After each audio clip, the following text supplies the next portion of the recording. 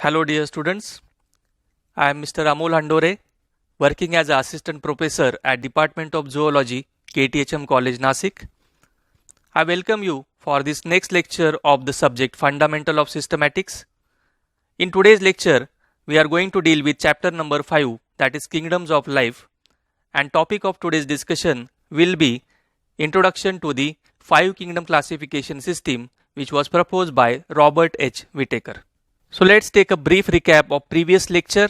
In the previous lecture, we have studied the different taxonomic procedure in which we have studied the taxonomic collection, what is the need of taxonomic collection, what are the precautions that needs to be taken during the taxonomic collection of specimens. Then we understood what is meant by taxonomic labeling and what precautions need to be taken for the same. And finally, we have studied the preservation of the taxonomic specimens. So what methods you should follow for proper preservation of the taxonomic specimens. So session objective for today's lecture will be, we will have a look at the history and introduction to the 5 kingdom classification system. So how this 5 kingdoms classification system evolved over the period of time. Then we will have a look at which were the criteria used by Whittaker for this 5 kingdom classification system. Then we will have a look at the different characteristics of this 5 kingdom classification system. And finally, we will study the first kingdom, that is Kingdom Monera, and its characteristics with its classification into Archaebacteria, Eubacteria and Mycoplasma. So let's study our first study objective, that is history and introduction to the 5 kingdom classification system. So this 5 kingdom classification system, which was proposed by R.H. Whittaker. So after completing today's this session objective, the learner should be able to understand history of classification, followed by he should be able to understand the outline of the 5 kingdom classification system. So the first question comes in our mind, why there is need of classification. So as we started domesticating animals, we understood the requirement of organism in different sectors, and that's how there arose the need to organize these different organisms in different groups. So the pioneering work in the field of taxonomy was done by the great Greek philosopher, that is Aristotle. So he was the first man to attempt the scientific classification and to give the basis of classification system. He used very simple morphological characters to distinguish organisms and classify them into different groups like plants as trees, shrubs and herbs. So all the plants were categorized into 3 groups, that is trees, shrubs and herbs, whereas he classified all the animals into 2 groups, that is anemia, that is having the red blood, and anemia without red blood. So all animals were classified into 2 groups. Similarly, he also classified all the organisms based on their mode of reproduction. So he classified them into ovipary, that is egg laying animals, and vivipary, which are directly giving birth to the young ones.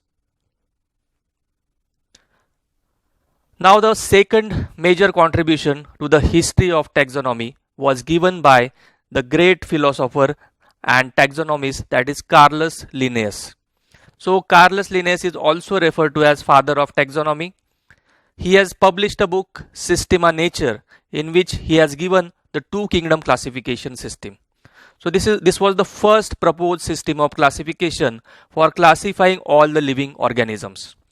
So in this 2 kingdom classification system, which was proposed by Linnaeus, he classified all the living organisms in 2 kingdoms, that is Kingdom Plantae and Kingdom Animalia. However, this system has a lacuna, or rather we can say disadvantage, that there is no clear-cut distinction between the eukaryotes and prokaryotes. So there was no such differentiation between all the eukaryotes, and even prokaryotes were clubbed together. There was no distinction between the unicellular organisms and multicellular organisms. That was the second lacuna of this system.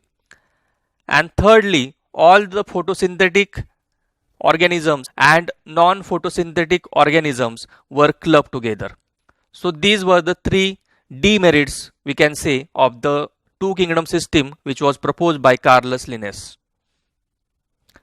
So in this slide you can see these two kingdoms which were proposed by the Carolus Linnaeus.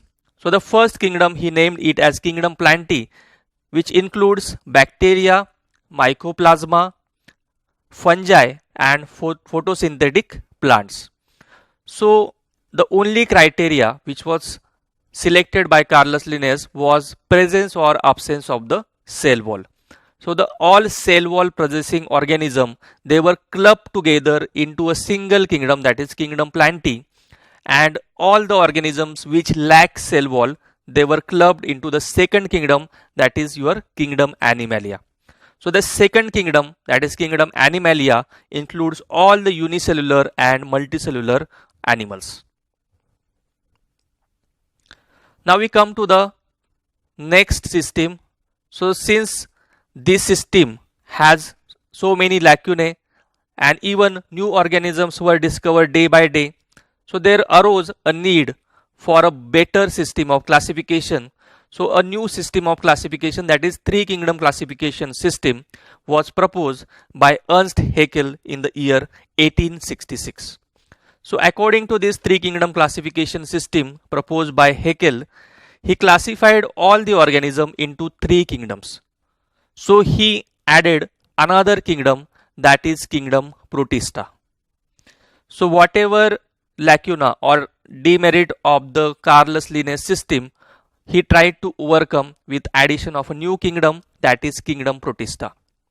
So in this three kingdoms classification system, you can see all the unicellular organisms, now they are removed from other kingdoms and they are transferred to the third kingdom, that is Kingdom Protista. So in this picture you can clearly see the third kingdom, that is Protista, has unicellular organism, Plantae include all the plants, and Animalia include all the animals. So in this picture you can see the clear-cut distinction of the classification done in the three kingdom classification system. So by Ernst Haeckel, he classified all protists like unicellular algae, fungi and bacteria into the Protista. So this third kingdom now gives a place to all the algae, fungi and protozoans, so which were lacking in the two kingdom classification system. However, in the latter systems which come after this system, the Kingdom Protista is reserved for the unicellular organisms only. So the demerit of this system, we can say, the Protista kingdom which was newly established includes all unicellular as well as multicellular organism. So that was the major demerit. Now a next system of classification was proposed by Hobart Copeland in the year 1956. He introduced fourth kingdom now, and that was Monera. So Monera was added as a fourth kingdom because bacteria which are unicellular and prokaryotic organisms, which were earlier included into the protist, but later it was come to know that there should be distinction between the prokaryotes and eukaryotes. So the fourth kingdom classification system was proposed. So according to this four kingdom classification system, all the prokaryotes including eubacteria, that is true bacteria, archaebacteria, which are nothing but the ancient bacteria which includes cyanobacteria, blue-green algae, they were all included into the fourth kingdom, that is Kingdom Monera. So in this picture you can get a clear overview of the four kingdoms. Kingdom Monera was newly added kingdom which includes all the prokaryotic organisms, and the previous three kingdoms were maintained as it is, but all the unicellular prokaryotes were transferred to the fourth kingdom, that is Kingdom Monera. Now we come to the today's topic of discussion, that is five kingdom classification system. Now this 5 kingdom classification system was proposed by Robert H. Whittaker in the year 1969. So this was a major development in the field of taxonomy where he separated the kingdom fungi. So he established the 5th kingdom now, that is called as kingdom fungi. So this 5 kingdom classification system, in this picture you can see a separate kingdom was developed to encompass all the fungi. So the 5th kingdom, that is fungi, was developed. In this picture also you can see all the 5 kingdoms now. Monera include all the unicellular organisms. These are basically all prokaryotes. The 2nd kingdom, that is Protista, include unicellular as well as the 2nd kingdom, that is Protista, include all the multicellular eukaryotes. The 3rd kingdom, that is kingdom Plantae, include all the plants. 4th kingdom, that is kingdom Animalia, includes all the animals which are eukaryotic multicellular organisms. And the 5th kingdom, which is newly established kingdom, we can say, that is kingdom Fungi, which include all the fungi. So in this last slide we can take an overview of the 5 kingdom classification system which was proposed by Robert Whittaker. So the first kingdom is kingdom Monera, includes prokaryotic, autotrophic as well as heterotrophic organisms. So these are bacteria which are autotrophic. Some can prepare their own food, and most of the bacteria, they are dependent on other organisms. Kingdom Protista includes eukaryotic, unicellular, autotrophic as well as heterotrophic organisms. Kingdom Fungi included eukaryotic, multicellular, heterotrophic organisms as well as spore producing organisms. The 4th kingdom, that is kingdom Plantae, include all chlorophyllous multicellular photosynthetic organism. Now the very interesting feature of kingdom Plantae, they are autotrophic. They utilize this sunlight and they can prepare their own food with the process of photosynthesis. So the kingdom Plantae is like food for all other kingdoms. And finally, kingdom Animalia, which includes multicellular, holozoic or phagocytic type of eukaryotes which are multicellular in nature and show organ level of organization. Now we come to today's second session objective. So after completing this session, we will be able to understand criteria which are used for the 5 kingdom classification system, followed by the characteristics of the 5 kingdom classification system. Okay, so the first important part of today's discussion is what are the criteria which were used by Whittaker for classifying these organisms into 5 kingdoms or the 5 kingdom classification system. So the first important criteria was complexity of cell structure. So this includes whether the cell is prokaryotic or eukaryotic. So prokaryotic means that the nucleus is absent. These are the primitive type of cells which did not develop nucleus, and on the other hand we have eukaryotic cell in which a true nucleus is present. The second criteria which was used by Whittaker was complexity of organism's body. So whether the organism is unicellular or multicellular was the second criteria that was used. The third criteria was mode of nutrition. So how the organism derive their nutrition.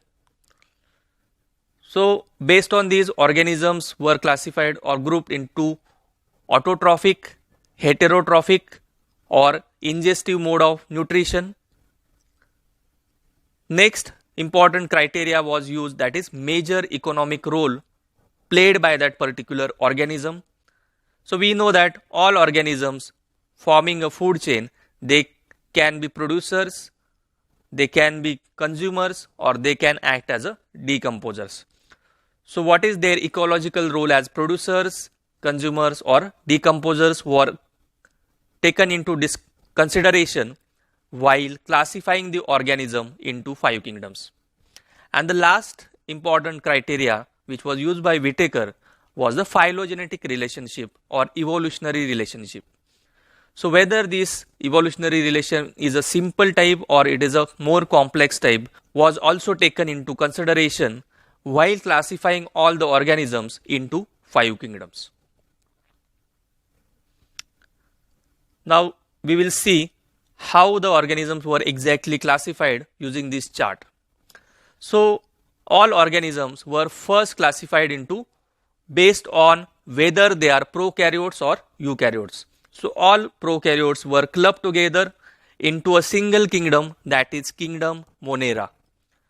So to qualify as a prokaryote, the organism should have very tiny simple cell. There are no organelles as well as nucleus is absent, and all other major organelle being lacking, such organisms are grouped into the kingdom, that is kingdom Monera. And after dividing this into Monera, whatever other organisms, they were classified as eukaryotes because they have a nucleus and presence of well-defined cell organelles. So eukaryotes, they are comparatively larger cells, they are more complex, and they have numerous cell organelles which are there to perform different functions in the cell.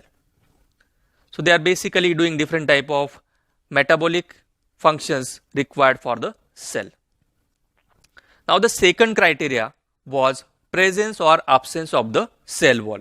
So all those lacking cell wall, they are classified again into the unicellular or multicellular organisms. Organisms which are lacking cell wall and unicellular in nature, they are included in the kingdom Protista, and organisms which are lacking cell wall but they are multicellular, they are classified into the kingdom, that is Animalia. Similarly, organisms which are having the cell wall but they are autotrophic in nature, that means they can prepare their own food, they are classified into the kingdom Plantae. And on the other hand, organisms which are having the cell wall but they are heterotrophs, that means they are dependent for their food requirement on other organisms, are classified into the fifth kingdom, that is kingdom Fungi. Now we will come to the last part of this topic, that is characteristics of this 5 kingdom classification system. So in this table you can see how these 5 kingdoms were classified based on these different characters. So as we have seen in the previous chart, all this is organized into this table. So first character we discussed was cell type. So whether the cell is prokaryotic or eukaryotic, we have the kingdom Monera only, which includes prokaryotic organisms, and all the eukaryotics organism, they are included in the remaining 4 kingdom, that is kingdom Protista, kingdom Fungi, Plantae and Animalia. The second character which was used was presence or absence of cell wall. So in this table you can see the monerans or the bacteria, they may or may not have the cell wall, but if it is present, it is made up of polysaccharides and some amino acids. In protist, cell wall is present in some organisms and in some it is absent. In fungi, cell wall is present, it is made up of chitin or chitinous in nature. On the other hand, in Plantae, cell wall is always present, made up of cellulose. Only in Animalia kingdom, cell wall is absent. The third character was presence of or absence of the nuclear membrane. So it is absent in Monera. However, it is present in remaining 4 kingdom, that is Protista, Fungi, Plantae and Animalia. The fourth character was body organization taken into consideration. So the monerans, they are unicellular, so they cellular level of organization. Protists also show they are unicellular organisms, so they show cellular level of organization. On the other hand, you have the fungi, plantae and animalia, which are multicellular organisms. So plantae have more developed system, that is tissue level of organization, and the animals showing the organ level of organization. Now the last point, that is mode of nutrition. So based on that, we have the monerans or bacteria which can be autotrophic or they can be heterotrophic. Majority of monerans are heterotrophic. They are dependent on other organisms for their food. They act like saprophytes or decomposers. We have protista, which are also can be autotrophic or heterotrophic. We have fungi, which are always heterotrophic. They are dependent on other organism for their food requirement. We have plantae, which are always autotrophic. They can prepare their own food with the help of sunlight and chlorophyll pigment. And we have animalia, which are also always heterotrophic, that is they are dependent for their food on the other organisms. So with this we conclude this topic, that is what are the criteria and characters which are used for the classification in 5 kingdom classification system by R.H. Whitaker. So all these monerans, they are classified into 2 subkingdoms, that is subkingdom Archaebacteria and subkingdom Eubacteria. These Archaebacteria includes all the extremophiles which can live in the extreme conditions of environment, like they can live in the hot water spring, they can live in the as cold as in snow. And we have the second category, that is Eubacteria, which are also called as true bacteria. So there are different types of Eubacteria which are omnipresent in our environment. Now let's study the first category, that is Archaebacteria or ancient bacteria. So they live in the most harsh habitats or conditions of which are very difficult for the survival. So you can have some Archaebacteria which can live in even very high salt concentration, like seawater. Those are called as halophiles. You have these bacteria living in the hot spring. Those are referred to as thermoacidophiles. You have these bacteria which are living in the marshy areas, referred to as methanogens. So they have a cell wall basically which is different than other bacteria, which makes them susceptible to live in such harsh conditions.